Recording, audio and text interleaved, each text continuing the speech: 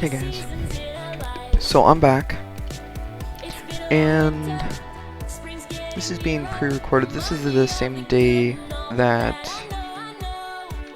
the video about me and Telanthric being at my island went out. So that's today that happened. I'm pre-recording it, so kind of like a little series. So each video comes out each day, one day at a time, explaining the process for making the computer in the game. So right now, I just want to have a moment to talk to you guys about the basics of designing electricity items in this game. And I'm gonna talk about how to reverse signals and that sort of thing. We'll start with that. So I don't know where my power is. These generators, I can steal one of these. I'll just steal a generator. Oops, I forgot you can't break it. Oh well. So that just happened. Now I can't place it again. Let's go up here. Yeah, I've got some up here. I can attach one of them.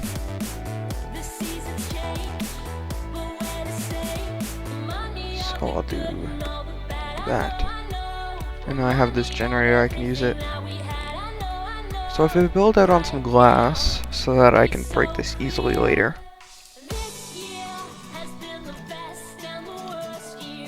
I wouldn't typically build with glass, I just want to be able to break this block easier. So to start with, what you're going to need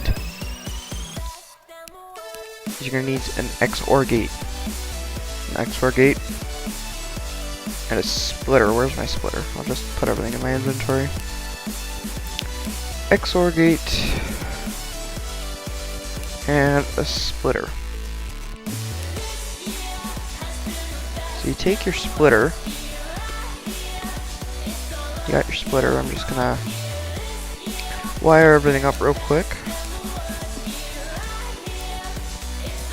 And then I'm gonna power this.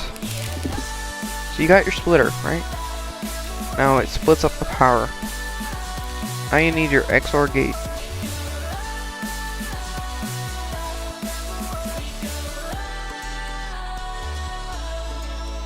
And then what you need to do... I'm so confused right now.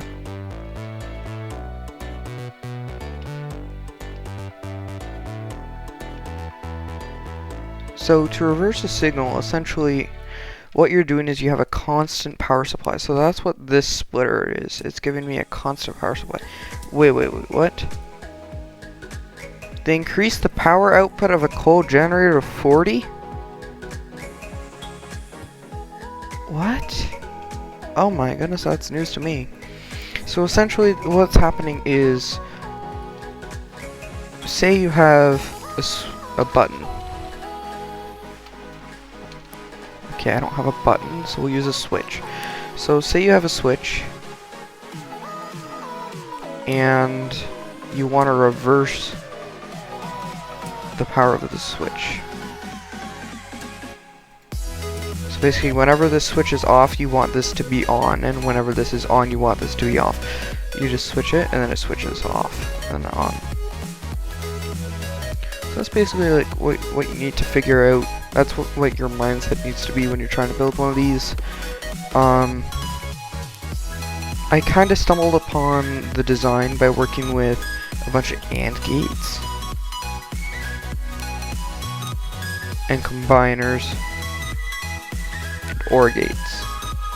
So essentially what happens when you have a bunch of AND gates and combiners, and that's or OR gates, whatever you want to have there. Essentially what I'm trying to do is you're trying to keep, just like when we had the XOR gate, just like when we had this, you're always going to be powering this. So no matter what, this is going to have power. That's what you have to keep in mind. So that's why you might want to use a generator, because you always have to power whatever you're trying to keep powered. If that makes any sense to anyone out there. But essentially you're trying you're going to keep a closed loop of power. So there's always going to be power coming in. We'll just make a quick demonstration. Power is always coming in. Right? You see, power is always in.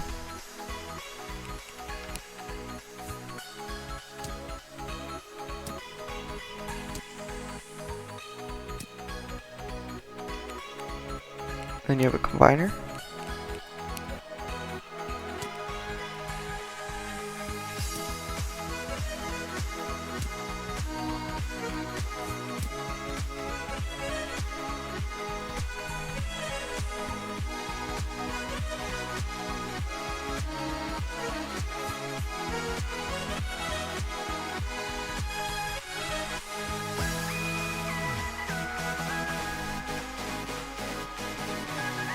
And essentially what should happen here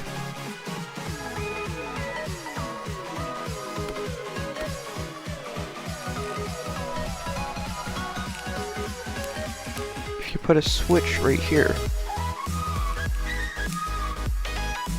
and you're to take this, put it to here, and you're to take this, take it from here, and you're to turn that on.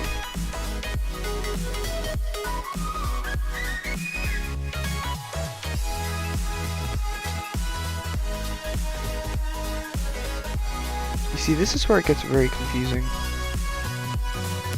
I think this one actually has to come through into here.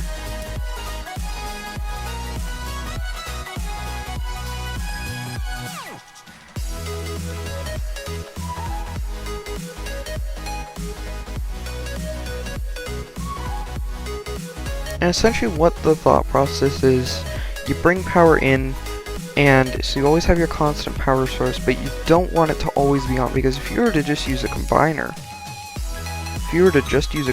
right here and put your power in, it would always be on. So yes, you can always have it just on or just off if you want. That's completely fine. But the whole point of this is you're able to program it. So you're just trying to be able to program the computer. You don't want it to be either on or off, and then you have to go in there and change that later. You want to be able to just push a button or flick a lever, and it changes and stays that way. So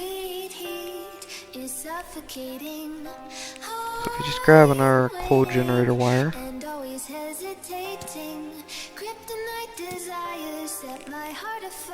some more power on that one. We'll fill up this one. So now what should happen is you turn it on, but you see, you turn it on and it turns off again. That's because they're trying to patch that infinity power thing, I believe.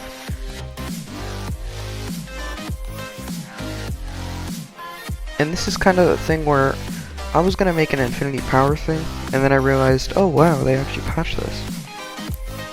So there's another thing that doesn't work. I want you guys to see if you can figure out a design for this, where when you turn on the switch, it'll turn on, and when you turn off the switch, it'll stay on.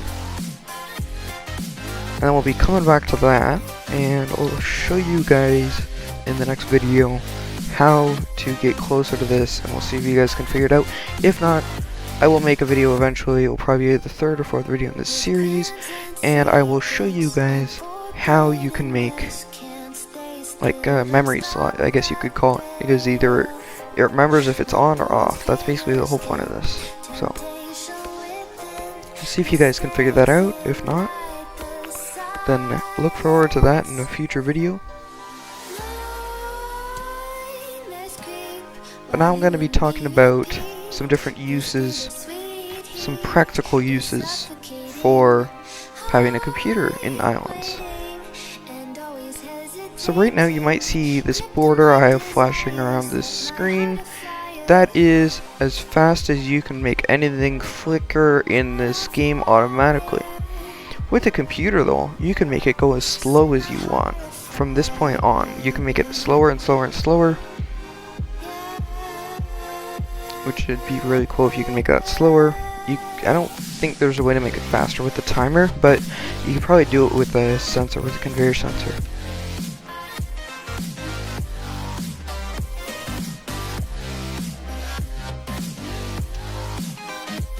And essentially what I'm talking about is you can also make games like tic-tac-toe, which I'm actually working on doing right now, which is where you take, which is the whole point of having that, where you take a value and you save that value. If you were to just have a value yes or no, you can't. There's no way to save it normally. So that's the problem that there's been in this game for so long. Nobody's been able to figure out how you save a value. So if I take this switch and I turn it on, great, it's on. There you go, it's on. I don't have any LEDs or anything on me, but you turn it off, it's off. That's basically what this is doing, but you can do that and it will stay on. Or if you had a button and you were to push the button, it would stay on. So basically what this allows you to do is you can say, okay, so you want to turn this one on. Well, you can only turn this one on after you've turned something else on.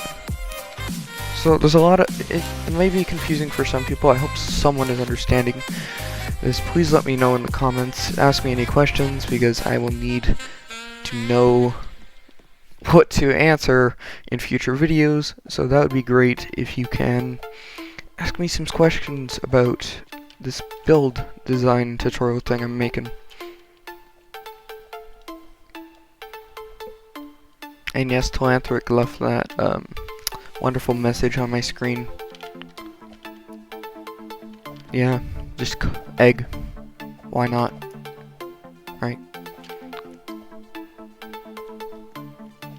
Yeah, so I will be going over some different uses for this very soon in videos. It'll probably be coming out before this whole tutorial series comes out. It will be, because this is explaining how it works, I want to show you guys some things you can do with it before I show you how it works, because I think that would be more fun for me. We'll get you guys begging to learn how to do this, and so, yeah. We've got a lot of work ahead of me for tic-tac-toe. I'm sure it'll be a great video, but that's still a while off.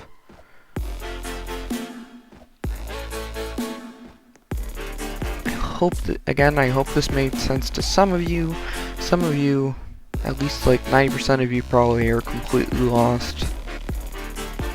So I'll try and explain this briefly again. You have a switch. You turn it on. Say there's an LED here, imagine there's an LED. You turn this on, that LED turns on. You turn it off, the LED turns off. Now say there is this switch, and you can only turn it on if there's another switch that's on. So essentially what you're saying is, this LED has to be on before I can turn on this LED. Say you wanted to do that. So you turn on this one, but let's say for example you don't want to be able to turn on the second one until the first one's already been on. That's one of the uses for this, and it will automatically know. You can just have one button. Instead of having two switches here, we'll just pretend this piece of glass is a button. You can have one button, and when you push it, the first one will come on, and when you push it again, the second one will come on, and when you push it again, the third one will come on. So you'll be able to do like counters, like my subscriber counter kind of thing. You'll be able to do that a lot easier, I guess you could say. So there's a bunch of different uses like that. That's kind of the point of this. I know it's really advanced to have to design all this in order to just be able to push a button and it turn on one at a time, but I think it's pretty cool what you can do. So I'm just gonna go ahead and work on tic-tac-toe, and I'll see you guys in the next video.